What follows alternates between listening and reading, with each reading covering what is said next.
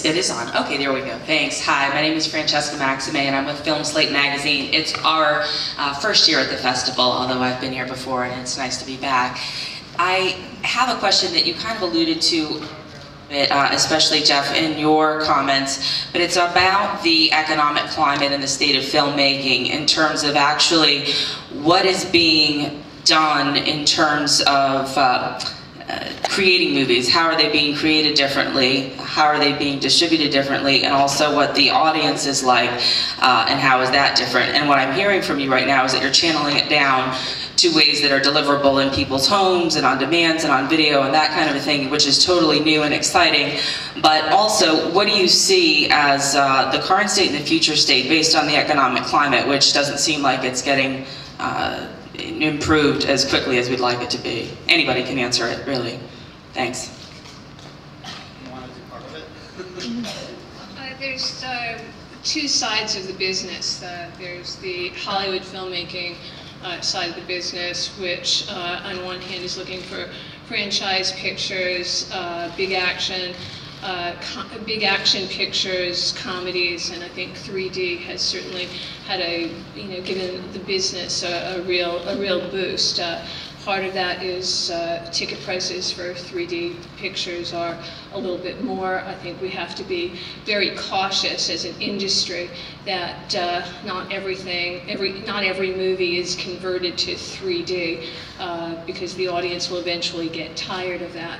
So the commercial industry is in one state.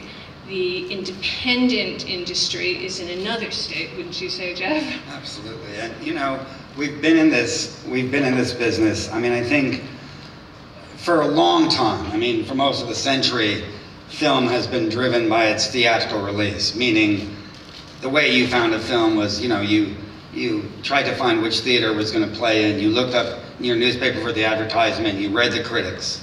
Well, that's all changing.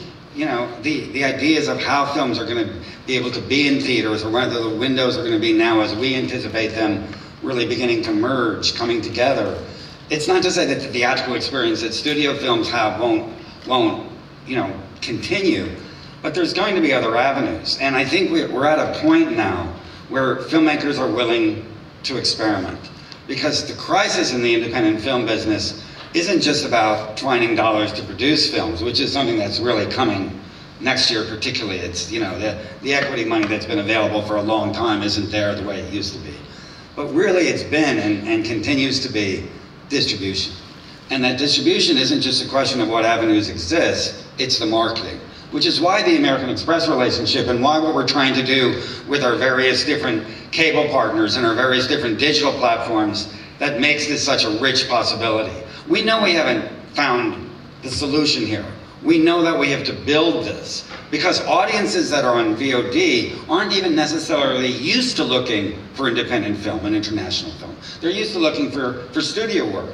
So we're in a process of building this, and we're in a process of reaching out to audiences and building audiences, and it all reminds me of where we were some 25 years ago when the independent arena has had this 30-year cycle of growth.